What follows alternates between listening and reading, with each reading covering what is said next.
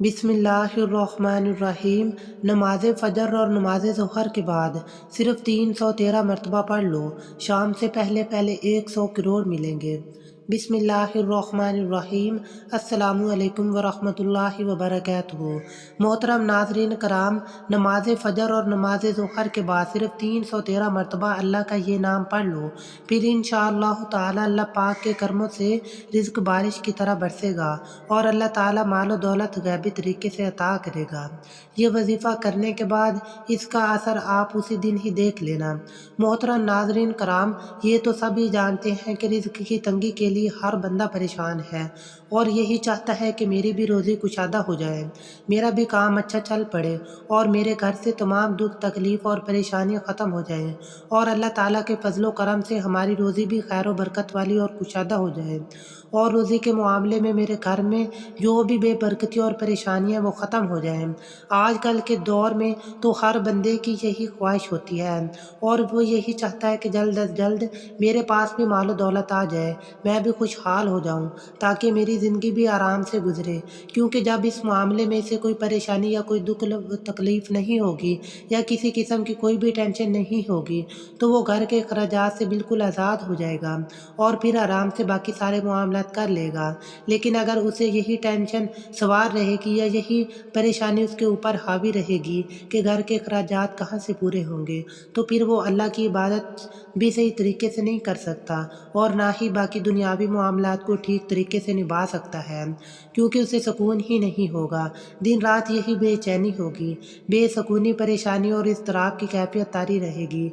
तो इस हालत में वो कोई भी काम सही तरीके से नहीं कर पाएगा।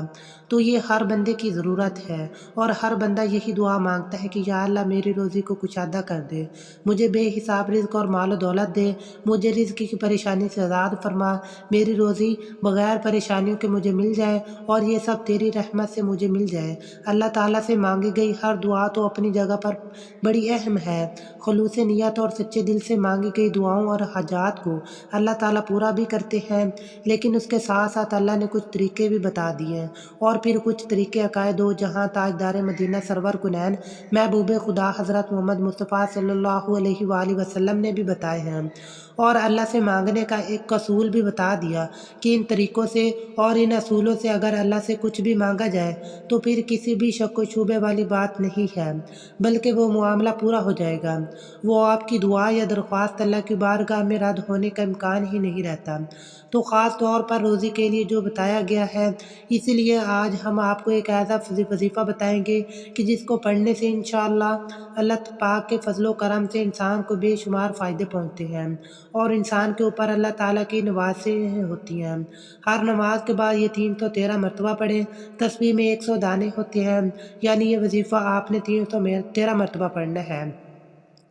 इंशाअल्लाह ताला रब करीम के फजलो करम से आप देखेंगे कि रिज़्क ऐसी ऐसी जगहों से आएगा कि जहाँ पर आपकी सोच भी नहीं जा सकती। फिर उसके बाद इंशाअल्लाह ताला जो कुछ भी आपकी सोच या दिलो दिमाग में आएगा, अल्लाह करम के फजलो करम से वही होगा और सब कुछ आपकी मर्ज़ी से होगा, यानी आपकी मर्ज़ी के मुताबिक होगा। वो कौन सी तस्बीह है जो नमाज फ़जर और नमाज ज़ोहर के बाद पढ़नी है? निहायत ही आसान सी तस्बीह है। मोहतरम नाज़रीन कराम, ये एक बात मैं वाज़े बता दूं कि आप बेशक कोई भी वजीफ़ा या कोई भी सख्त से सख्त अमल कर लें, लेकिन उस सब के बावजूद भी रोज़ी के लिए अहम चीज़ ये है कि 5 वक़्त की नमाज मुकम्मल पाबंदी से पढ़ें। नमाज के बहुत सारे फ़ायदे हैं, लेकिन सबसे पहला फ़ायदा यह बताया गया है कि नमाज पढ़ने वाले की रिज़्क की तंगी अल्लाह ताला अपने फजलो करम से दूर कर देते हैं। इसके अलावा नमाज पढ़ने के दूसरे भी बहुत से फ़ायदे हैं, लेकिन पहला बड़ा फ़ायदा तो यही है, इंसान की दुनिया की परेशानी और जुल्फ़ों से आज़ाद हो जाता है।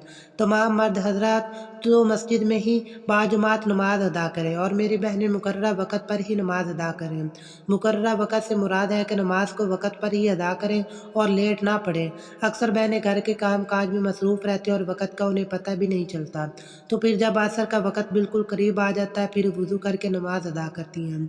बेशक इंसान कमज़ोर है, लेकिन फिर भी काफ़ी सारे मर्द व ख़वातीन मुस्तकिल अपनी एक आदत बना लें, अपनी मुकम्मल रूटीन यही रखते کہ نماز ہمیشہ لیٹ ہی نہیں پڑھنی ہے، یہ عادت اچھی نہیں ہے، یہ عادت اللہ تعالیٰ کو پسند نہیں ہے۔ حضور نبی کریم حضرت محمد مصطفیٰ صلی اللہ علیہ وآلہ وسلم کے پاک فرمان کا مفہوم ہے کہ بہترین آدمی وہ ہے جو اپنی نمازوں کو مقرر اوقات پر پڑھتا ہے، اور مزید فرمایا گیا کہ نماز میری آنکھوں کی ٹھنڈک ہے۔ اسی طرح قرآن پاک میں بھی یہی حکم دیا گیا ہے۔ مفہوم ہے کہ بے شک اللہ نے انہیں نمازوں کو اپنے مقررہ اوقات پر فرض کیا ہے، تو وقت پر پڑھنا بھی فرض میں داخل ہے۔ تو پہلا بڑا انعام تو یہ ہو گیا کہ رزق کی تنگی کو دور کرنے کے لیے مکمل نمازوں کی پابندی کرنا رزق کے معاملے میں بہت ہی خیر و برکت والی ہے۔ اور اس کے ساتھ ساتھ اگر یہ وظیفہ فجر اور ظہر کی نماز کے ساتھ ہو جائے تو پھر یوں سمجھ لیں جس طرح آپ کی کوئی لاٹری لگ گئی ہو۔ یہ وظیفہ بہت ہی آسان ہے، آپ صرف مکمل توجہ سے سن لیں۔ آپ نے سب سے پہلے نماز ادا کرنی ہے اور مکمل نماز ادا کرنے کے بعد اسی جگہ پر بیٹھ جائیں۔ پھر پہلے آپ نے بسم اللہ الرحمن الرحیم 1 مرتبہ پڑھنا ہے، اس کے بعد آپ پہلے 7 مرتبہ درود شریف پڑھیں۔ درود شریف آپ نے درود ابراہیمی ہی پڑھنا ہے۔ اللہم صلی علی محمد وعلی آل محمد کما صلیت علی ابراہیم وعلی آل ابراہیم انک حمید مجید۔ اللہم بارک علی محمد وعلی آل محمد کما بارکت علی ابراہیم وعلی آل ابراہیم انک حمید مجید۔ پھر 313 مرتبہ لا الہ الا اللہ یرزق من یشاء بغیر حساب، اس کو 313 مرتبہ پڑھنا ہے۔ پھر اس کے بعد آپ نے آخر میں دوبارہ 7 مرتبہ درود ابراہیمی پڑھنا ہے۔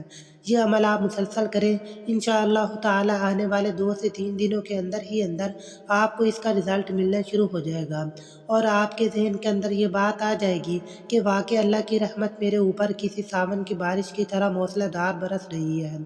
محترم ناظرین کرام، انشاءاللہ تعالی یہ اثرات تو آپ کو 3 دن کے اندر ہی نظر آ جائیں گے، لیکن آپ نے مسلسل یہ عمل 1 مہینے کرنا ہے اور پورے یقین سے یہ عمل کرنا ہے۔ لیکن اس کے ساتھ ساتھ 5 وقت کی نماز کی بھی سختی سے ادائیگی کرنی ہے، اور نماز ہمیشہ مکمل اطمینان اور سکون سے ادا کیا کریں، کیونکہ نماز اللہ کا سب سے بڑا حکم ہے۔ اللہ تعالیٰ کی طرف سے نماز کے بارے میں معافی کی کوئی بھی گنجائش نہیں ہے، کیونکہ اسلام میں واضح طور پر کہا گیا ہے کہ قیامت کے روز سب سے پہلے نماز کے بارے میں پوچھا جائے گا۔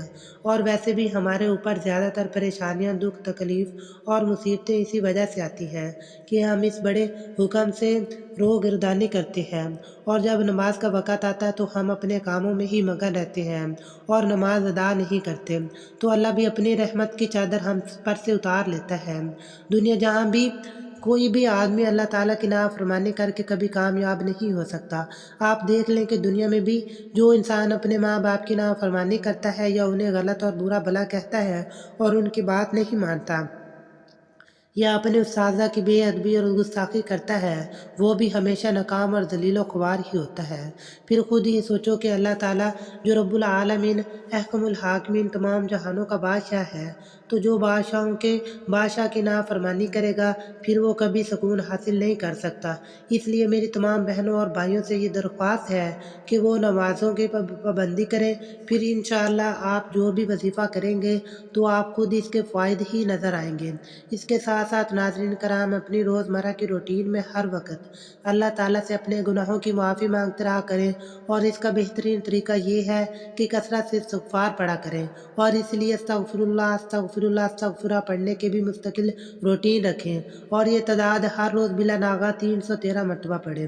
یہ 300 مرتبہ آپ کسی بھی وقت پڑھ سکتے ہیں، چاہے ہر نماز کے بعد 7 مرتبہ پڑھ لیں۔